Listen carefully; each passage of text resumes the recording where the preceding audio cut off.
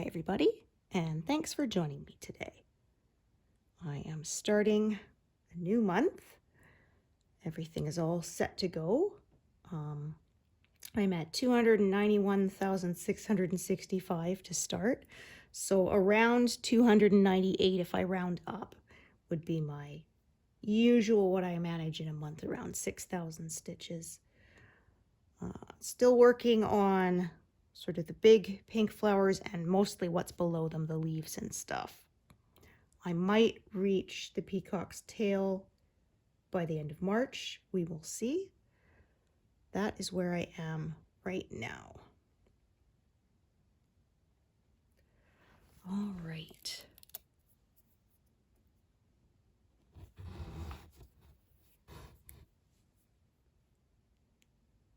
Kind of nice when I have everything all fresh in the frame and stuff, and I can start. All my parked threads all nicely tamed before I start messing with them. I was looking ahead. There's one color I might zero out this month, but for the most part, it doesn't look like I will reach very many during March. That would be nice if I do, but I don't think I will. Just because the nature of where I'm stitching, the colors kind of continue off to the very end of the piece. I hit a few in February. About 4 or 5 of them, I believe. I didn't keep that close a count. I just know it was around that many. Because I remember I did 4 in like one session, so I know I got at least 4, but maybe around a half dozen is probably a close estimate.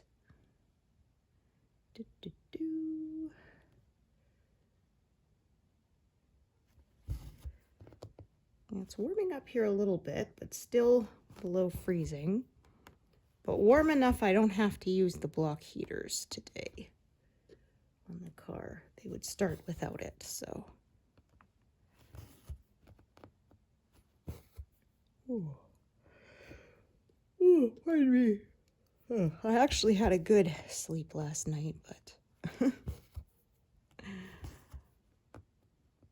part of it's my medication. It causes a slight shortness of breath, which sometimes expresses itself by yawning. It's not as bad now that I'm used to it. When I was first on it, it was pretty bad. But I definitely won't be running any marathons anytime soon.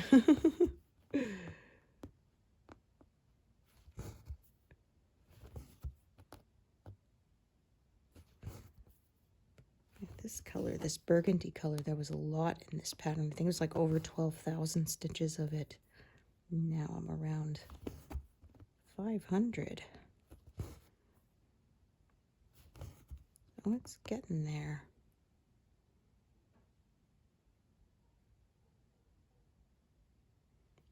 I think the color I have the most stitches left is under 2,000 stitches. So, like I said, it's all starting to come together.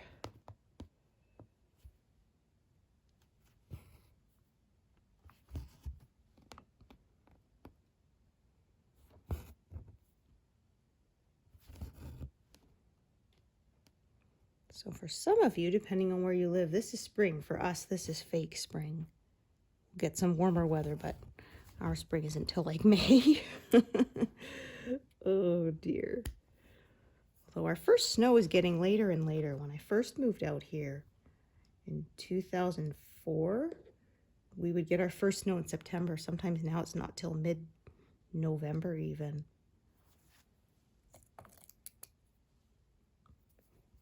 So I would love it if I could reach 300,000 this month, but I don't think that's going to happen.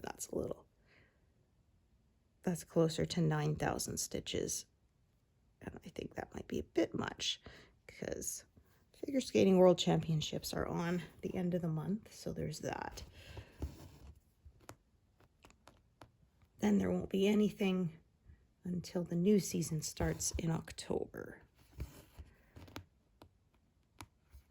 I still managed like 5,500 stitches in February, so that wasn't too far off my normal amount of around 6,000.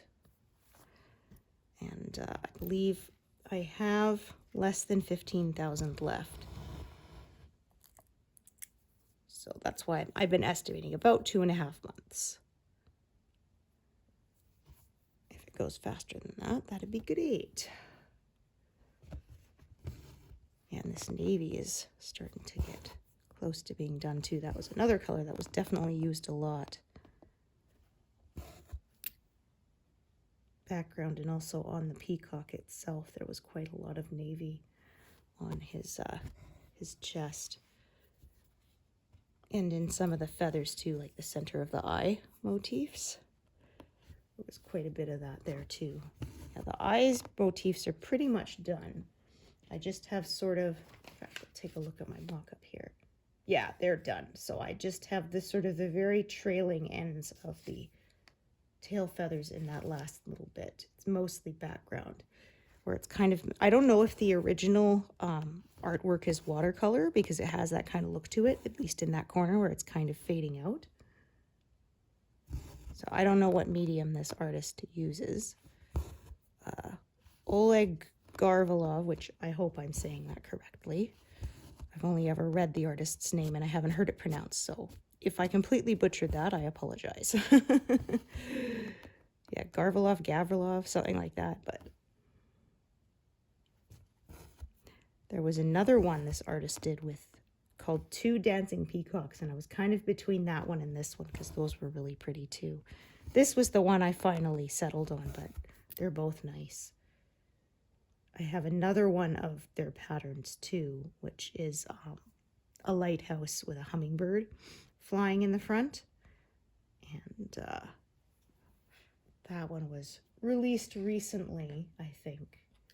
When I saw it come up in the new releases, oh my goodness, pardon me, I grabbed it as soon as a sale came on. Yeah, I like to sort of browse through the new releases pages, try to remember to do it at least once a month, so that I do that for sort of all my favorite designers, so that I hopefully don't miss anything. Because when they have tons of patterns, it's easy for it to get buried amongst all the others and you never notice it. So I do that for Heaven and Earth Designs, Artisy, Cross Stitch Studio, all those big ones. I like to try to keep an eye on.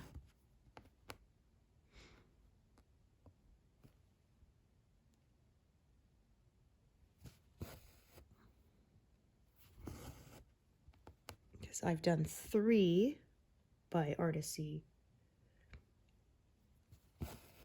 You can, I have a video of my finished cross-stitch pieces where I showed the ones that I did before I started this channel. My very first full coverage was from Artisy. It was a lighthouse. That was what got me into that. Before that, I'd done cross-stitch like kits and things. I'd never done a full coverage piece. And then one day I was thinking, I'd like a picture of a lighthouse at sunset. And then I thought, you know what? I could cross-stitch one. So I typed in lighthouse at sunset cross-stitch pattern, and that's literally the name of the pattern I ended up making, was called Lighthouse at Sunset.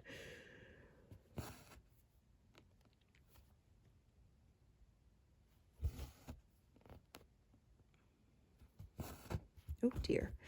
Sometimes it's hanging on the wall, sort of the corner where I do my monthly update posts.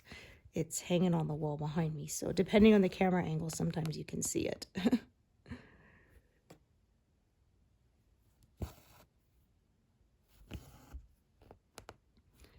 So I did the math, and I did manage to get halfway across this final pass by the end of February, a little bit over. So if that means I can manage the same, because I started this pass, I think, in December sometime, maybe January. I'd have to look again because I can't precisely remember, but that would mean my May estimate would be right on. the money. Maybe even April, but I'm giving myself a little more wiggle room because I don't want anyone to be disappointed. You said you would have it done April and you're not done.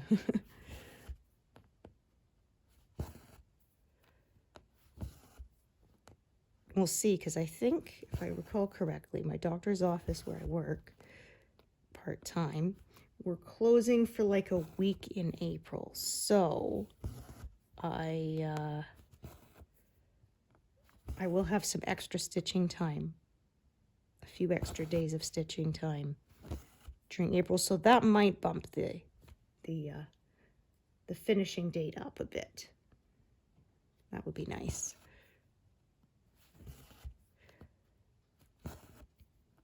But it's only for a week. It's not like it's for the whole month. So, because before I went back to part-time work, I was managing about anywhere from 8,000 to 12,000 stitches in a month. So, yeah. On just the one project. Not counting my other ones that I don't do stitch with me sessions for.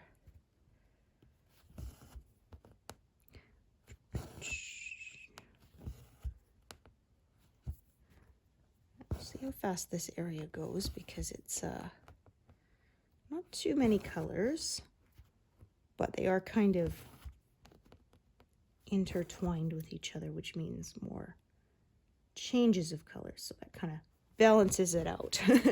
Big blocks and fewer colors goes faster, but if there's, like I say, if they're more sort of intermixed with each other, that does slow things down, because I don't do all of one color before moving to the next.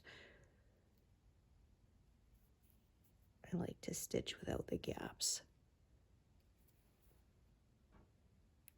I just find it a little bit neater, and I make fewer counting errors that way.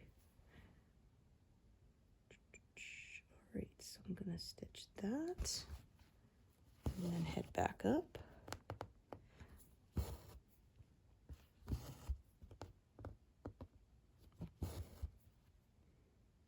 Actually, I might extend this line down that far too.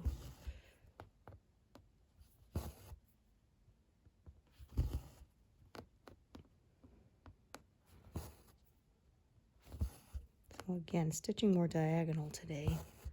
I apologize if you can hear the neighbor's dog barking. They're really bad for letting that dog bark all day. It gets very wearing after a while.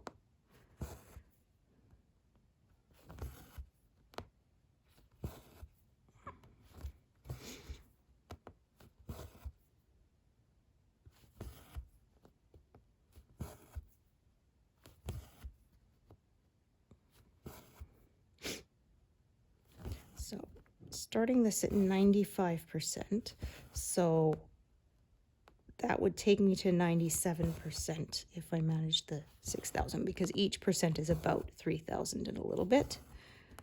So we will see.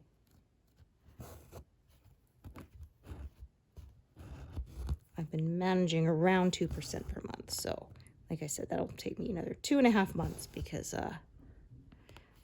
that would mean 97% by the end of March, 99% by the end of April, and then that last 1% would be mid-May. Woohoo!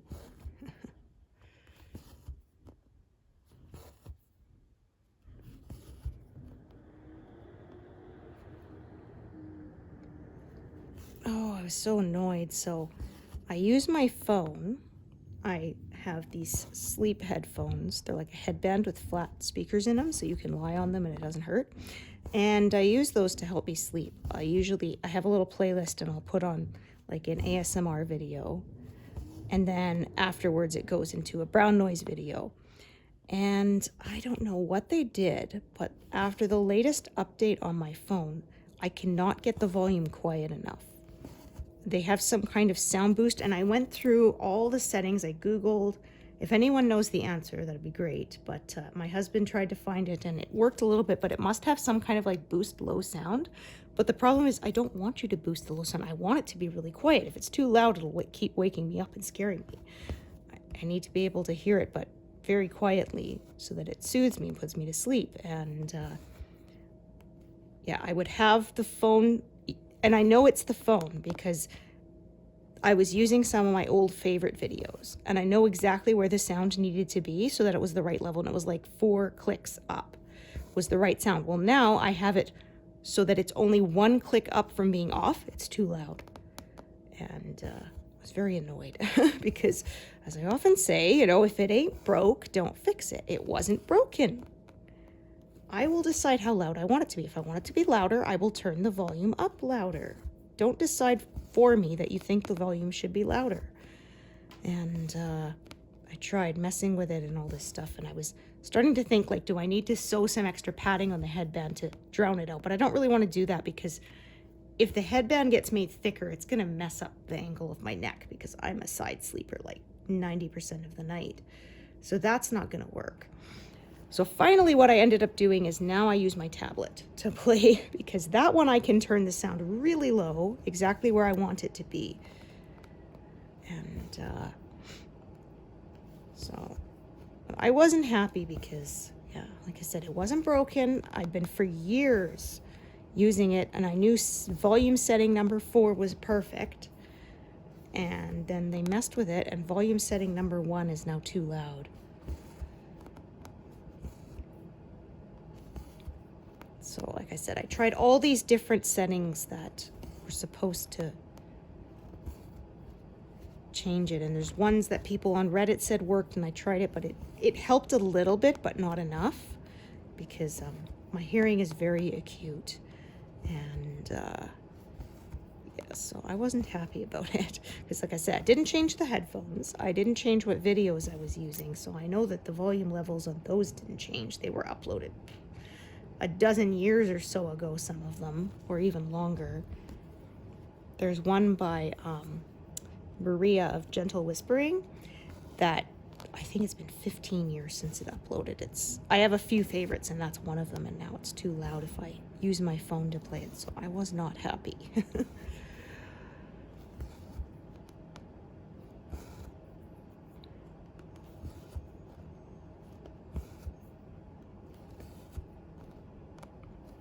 Her name is Gentle Whispering, but actually it's one of her soft spoken videos, which I actually prefer to the whispering. I find it more soothing. And so I was not happy, because I tried a newer video of hers and thought, oh, she made it louder. But then I went back to the old one. It was like, no, it's not her.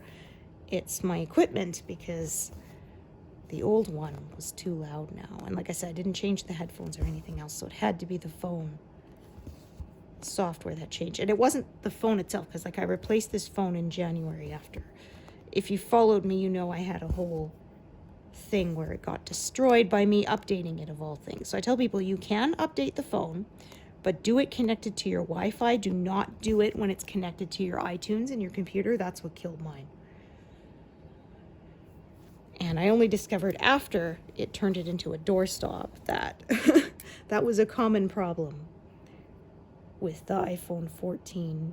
And yeah, the tech person who my husband talked with on the phone said, yeah, they've been telling the company, the person at Apple said they've been telling the company, you shouldn't even make it possible for it to be updated via a USB, cable connected to your computer, because it's too often that it destroys the phone. Like they said, it could be if the cable wasn't good, but I haven't had any problems with that cable. And because if there's, like, it's intermittent and it loses connection while it's overwriting, it can mess with things, but I don't think that's what happened. I think it's just, I don't know, something got corrupted while it was updating and it completely killed the hardware. So like I said, I even wanted to just factory reset it and rebuild it from a previous save, and even that was not possible. But I was not happy because I bought it maybe a year before, used, and I'd replaced the battery in it. So that was all money down the drain. Because the one before I had was a refurbished phone, and I had no problem with it. I used it for like 3 years. And I actually still use it, not as a phone, but I use it as my camera. And sometimes for other, some things I'll play podcasts on it and stuff. And it's still fine. And it's like an iPhone 11. That one I had no issues with, but I don't know. I guess it's luck of the draw when you buy a used refurbished phone. So I wasn't happy. So I ended up having to buy this one brand new. It's a 16. And I'll use it till it's no longer usable. They have kiosks in the mall where they can replace your battery. So when your battery life or health gets down to 80% and it won't hold a charge very well anymore, it's about $100 to $150 depending on the phone model, and they replace the battery, and that's cheaper than buying a new phone as long as it still runs. You know, it isn't an issue. But yeah, I was not happy. We went to a phone fix place and they couldn't fix it. Well, though it was nice, they didn't even charge us for trying, because we left it with them, and when we came to pick it back up, they just said, yeah, this is not salvageable. And we went to go pay, and they said, no, if we can't fix it, we don't charge you, which I thought was a good deal. Because a lot of places, they'll charge you for the time, which I understand, right? Their time and labor is valuable. And so most places will charge you even if they can't do it for the attempt, but these guys didn't. So I said, if I have any problems, I know where I'm going, because I was quite impressed with that business practice. All right, I won't have enough. This thread will not be long enough to cross all these. Just enough to cross this one, and then I think I'll start it again. A new one. So I will pin stitch in this second to last square, but not in the last one, because I don't want to risk the threads showing through. Whoops. Pulled up an end in my pin stitch. That doesn't happen very often. So I have two snag tools. This is my skinnier one, which has gotten bent, as you can see. It came with a little 2-pack. They're Clover Knit snag tools. And so I got a skinnier one because that one works better on my 18 count without distorting the holes. And but yeah, it's a little more delicate than my 14 count one, so it got a little bent, but it still works.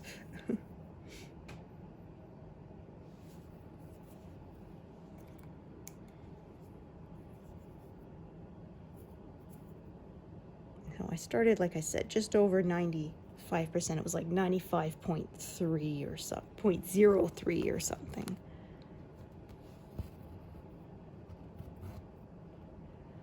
The last, I'd say, quarter of this final pass seems to be some fairly big blocks, so that may go faster than I expect. We'll see. That would be nice.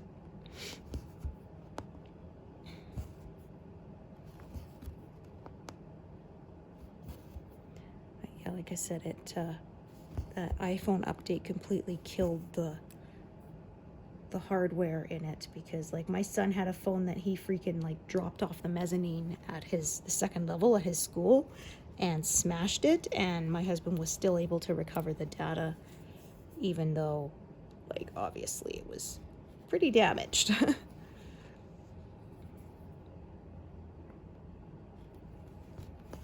I said, if it I mean, I'm pretty sure maybe the FBI would have been able to recover the data or something, but yeah, at that point it wasn't worth pursuing any longer. At least, like I said, I put my SIM card in my old phone. It had all my contacts, passwords were still there, which is the stuff I was most worried about.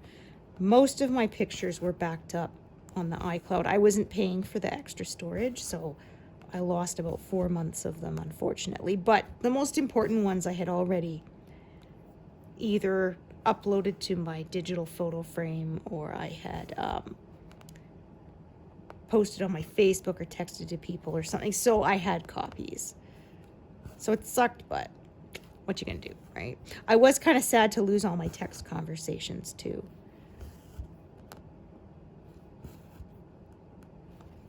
Because usually you can scroll back on those quite a far ways, but yeah, mine were gone. So I am now paying for the iCloud storage. It's like $1.29 a month. Like I said, here I was thinking, oh, I don't need to pay for it because I have my phone backed to my computer, and then my computer killed my phone. So, yeah. Oh,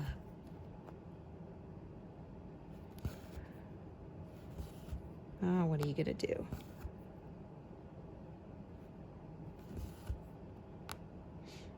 That's why they say your most important contact numbers, you should have them memorized, because if anything happens to your phone, you could be in trouble.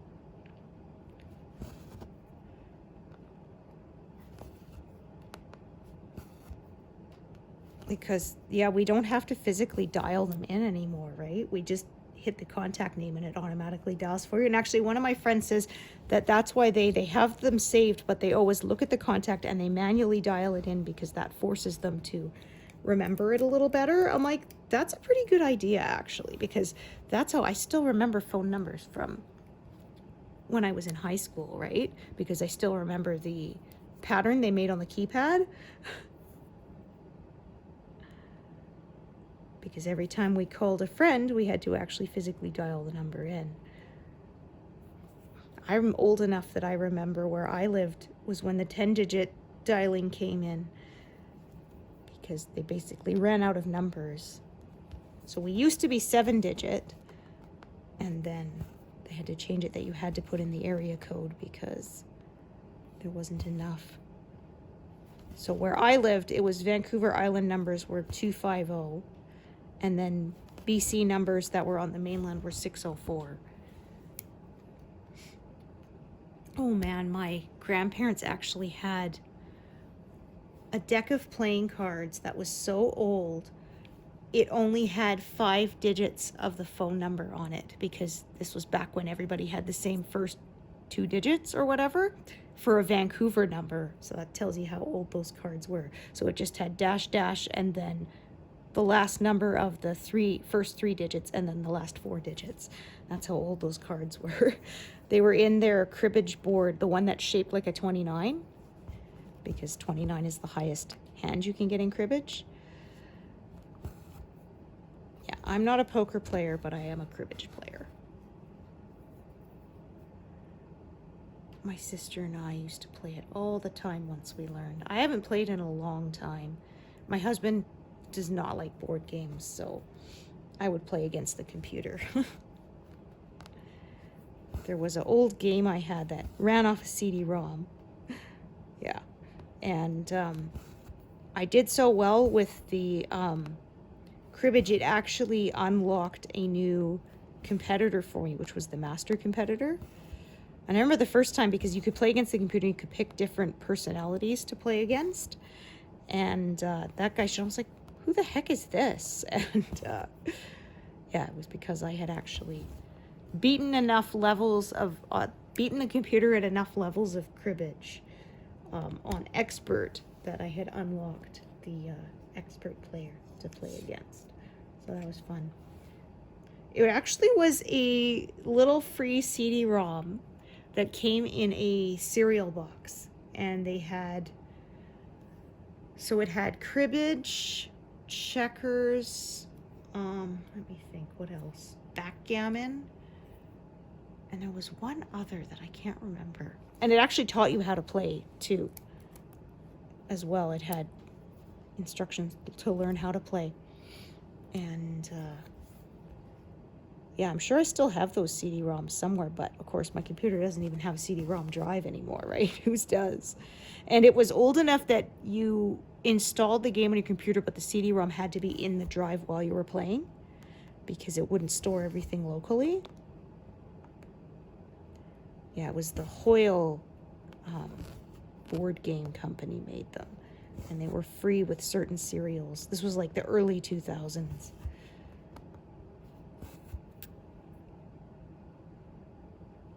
They had all sorts of different characters you could play against. There was one of those wrestling wrestlers who wear the masks to keep their identity secret you could play against. And they all did all sorts of things. So if they won, they would celebrate in different ways. And in that one, the wrestler character would grab a lump of coal and squeeze it in his hands and turn it into a diamond. And it was funny because you could play certain ways. If you press certain buttons, you could trash talk each other and stuff.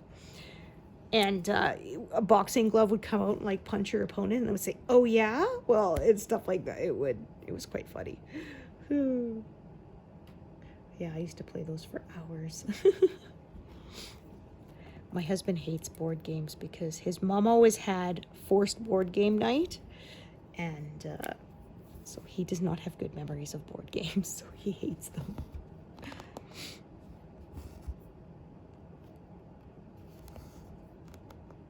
Do people really play board games anymore? He said he found Monopoly boring because he was usually able to win, and then it just got...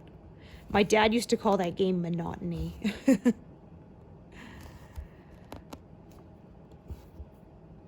Yeah, we had one that was called, I think it was called King's Cribbage, and it was like a combination of cribbage and like Scrabble almost.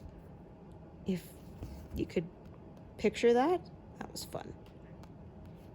So you had, instead of cards, you had tiles that was, King, Q, Q, K, J, Jack, Queen, Kings and stuff. And you made cribbage hands as if you were like making Scrabble words, and you could multiply and, double word score kind of idea. So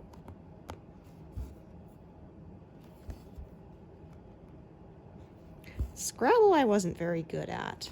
My grandparents were, because they always did crosswords, so they had a lot of good practice with obscure words that can make a lot of points.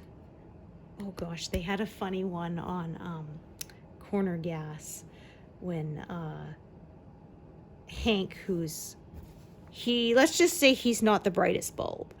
He's playing, and like he says, "Okay, let's start things off with a bang," and he puts down a bang, and they're like, "That's not a word because that's two words." He's like, "Oh," so he takes off and leaves just like, you could have left bang, that would have been a longer word, but no, he's, like I said, not the brightest light on the Christmas tree, as my dad used to say.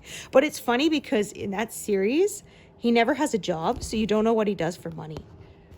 He's always just hanging around the gas station and driving around in his truck, and there's never a mention of his job or him working. So it's funny, there's fan theories that he's a secret, like, multi-millionaire, that he won the lottery or something and never told anyone because he just lives like an ordinary, guy. Because I remember we have it on DVD, and then I watched it with my son one summer when he was like 14 or something. And it was sort of like my second time through, I suddenly went, what does Hank do? Because he never has a job, And I kind of didn't realize until then that it's never mentioned what he does. Because like Brent runs the gas station, Lacey runs the diner, Wanda works at the gas station, that kind of thing. But yeah, Hank, you never know what he did.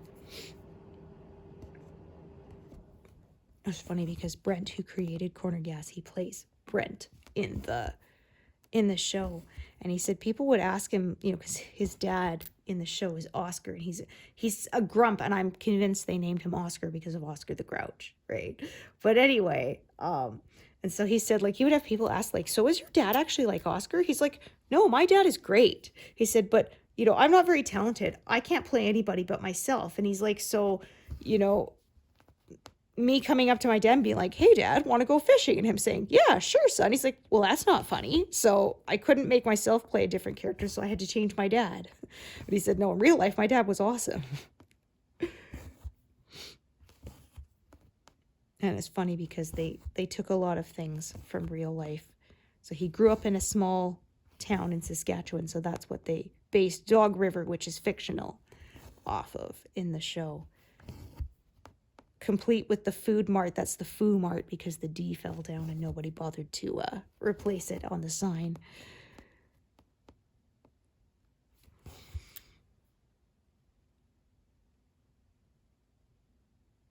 Okay.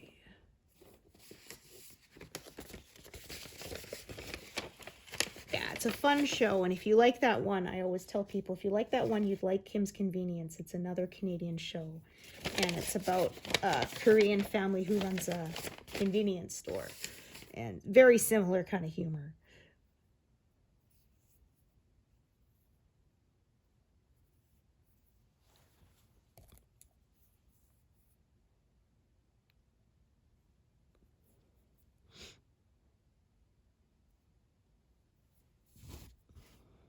Yeah, unfortunately, it ended rather abruptly because they kind of ended it. You could tell like they were planning potentially to do another season, but then I think one of the main creative guys quit, and so they decided to end it because they didn't think they could recapture the magic.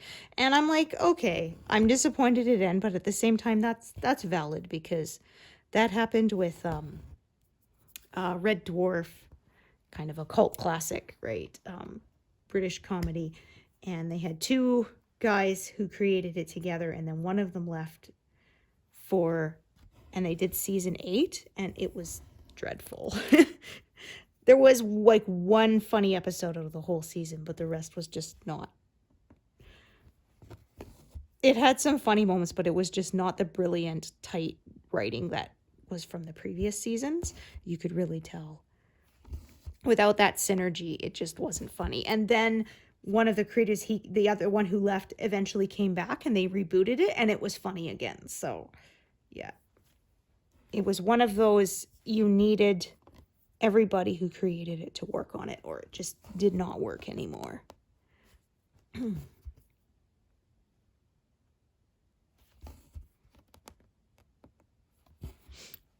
There was a very similar thing we watched, Monty Python, and same thing, when you could tell when John Cleese left the group, the humor took a considerable hit. It was nowhere near as funny anymore. Again, there were some funny moments, but yeah, it just, you could tell he was the funniest one on that series, and it was no longer funny once he was no longer there.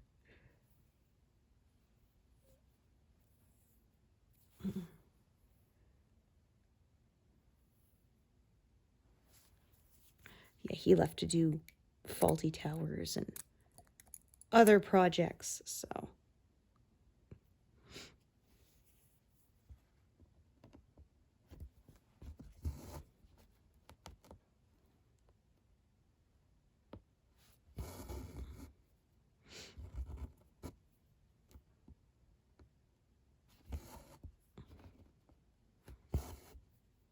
Yeah, I never even realized my husband pointed it out when we watched. He had never seen the series before he met me, so I introduced him to it.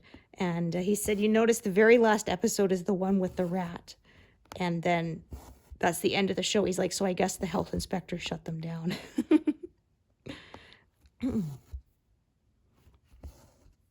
Yeah, Manuel claims it's his Siberian hamster.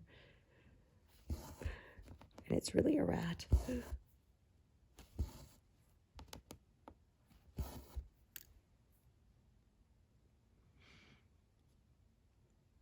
So as I work further up, the colors kind of are going this way for now because of the way the flower is shaped. And so I will probably start stitching in the opposite direction rather than this diagonal direction. So I'm kind of working this part here, kind of slanting it there, but then I'm going to probably start following the direction of the colors, which kind of go the opposite way, and I'll stop fighting it. So that is sort of the difference between my original method when I first started this YouTube channel and how I stitch now. My biggest thing, like I say, is I try to have things connected to stitches that are already there and not leave gaps. Okay, let's see.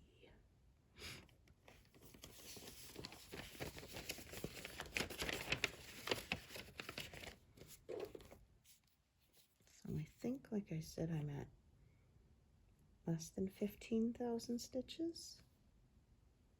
Or no, I'm at less than 16,000 stitches. Sorry, if some of you did the math and were like, hey lady, you're wrong. You're right. Yeah. I will be at less than 15,000 stitches once I hit 291,900. Yeah. I was thinking the last number was 600 for some reason. I don't know why. Yeah, I tend to transpose numbers quite a bit. It's quite annoying. Because at work, we use a numbering system for our patient files, not by alphabetically, because those can get hard to expand. So,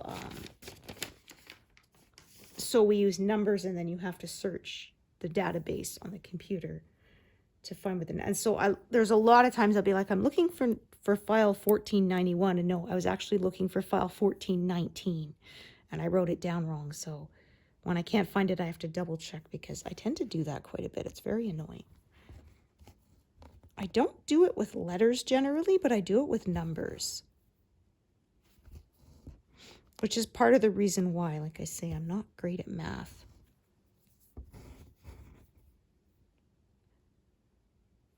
They call it dyscalculia, which is what I suspect I have. Because, yeah, like I said, I have no problem with words. My husband does. I suspect he's got dyslexia and nobody ever caught it.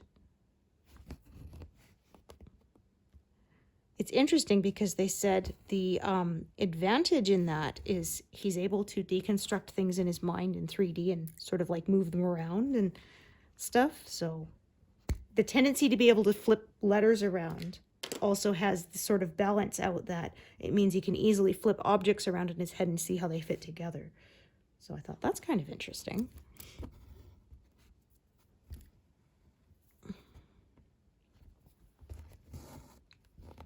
It causes maybe a problem in some areas, but it can cause can actually be a strength in others.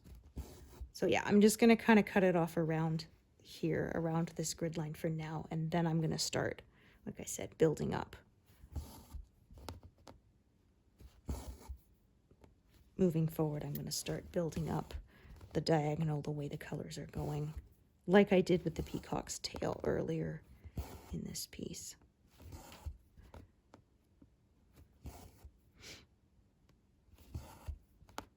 But that won't be today. That'll be later.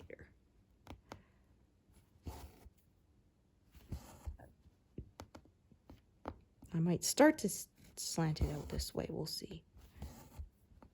Because I don't like to leave sharp, straight lines.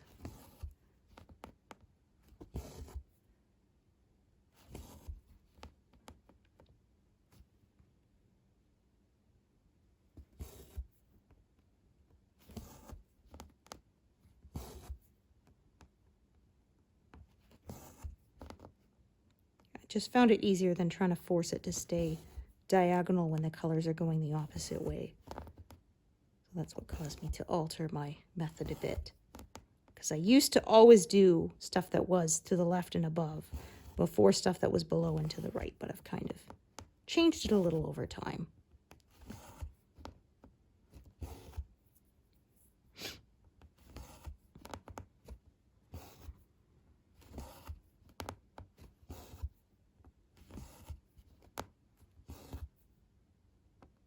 Oh, I should have actually started this strand from the other side now that I think about it, but that's okay. I'll just start another one. Yeah, there's a lot of this color anyway, so using it up won't be a problem.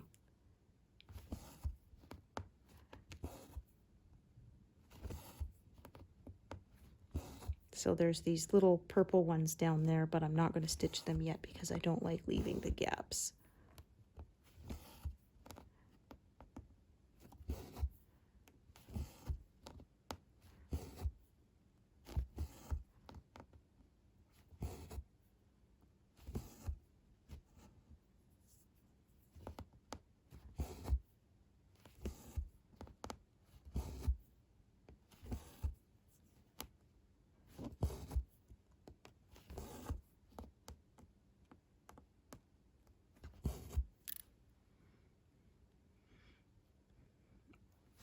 Okay, switch colors.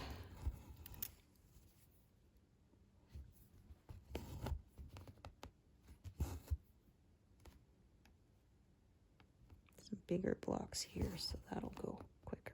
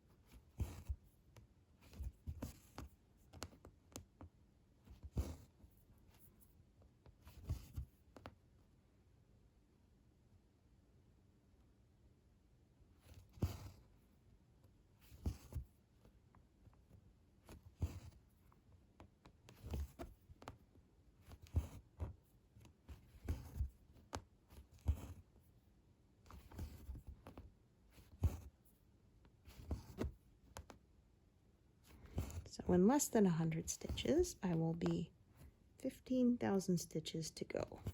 Yay!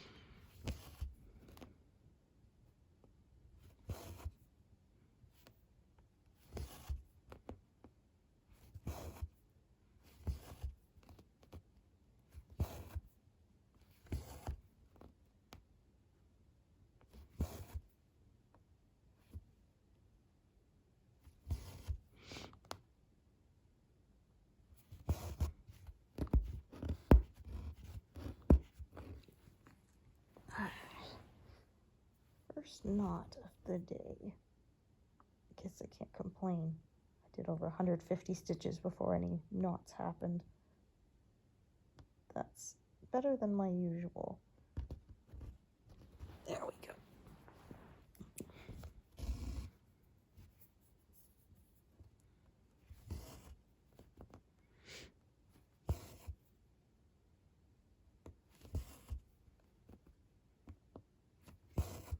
So yeah, as you can see, if you're paying attention at the bottom of my pattern, there is my center mark, like right here. So I am past it now.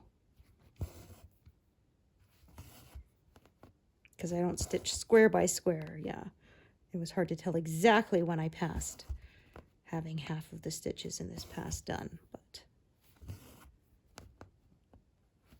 275 was the center mark. This is 280 here, so, and the top is all above that, so I think I did the math and it was about 17,000 stitches each half, and I've got less than 16,000 left, close to 15,000 left, so yeah, definitely past that halfway of this last pass. Alrighty, take a peek here, plan ahead a little bit. Okay, I need more than one strand. We can already see that.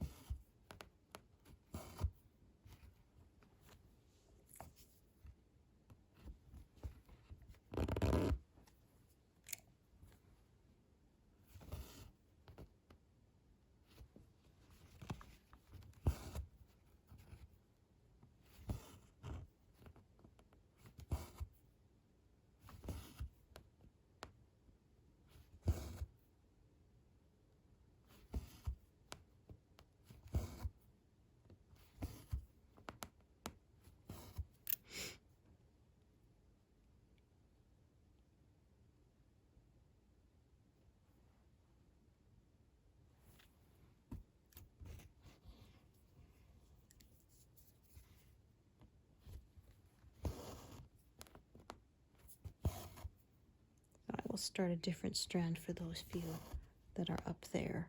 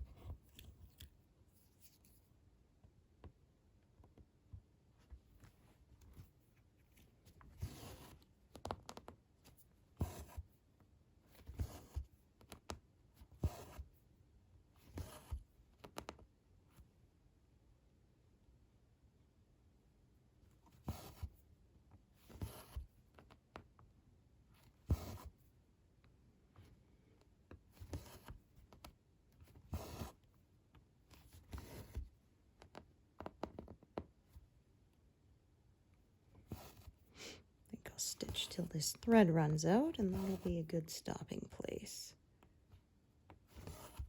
At just over 15,000 stitches left. Woohoo! 2.5 months would be pretty on par for me. Although, like I said, I will get a few extra days in April. So maybe I'll be able to finish it before then. Who knows?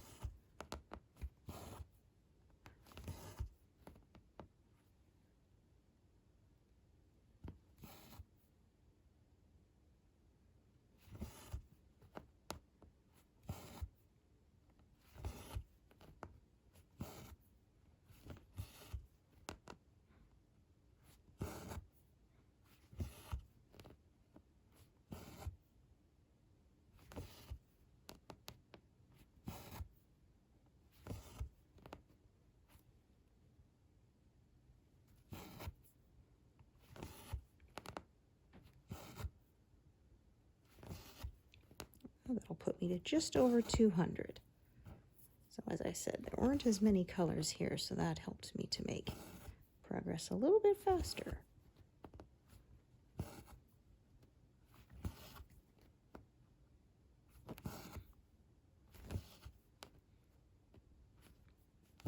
So I should finish this month with, I would think, 10,000 stitches or less remaining.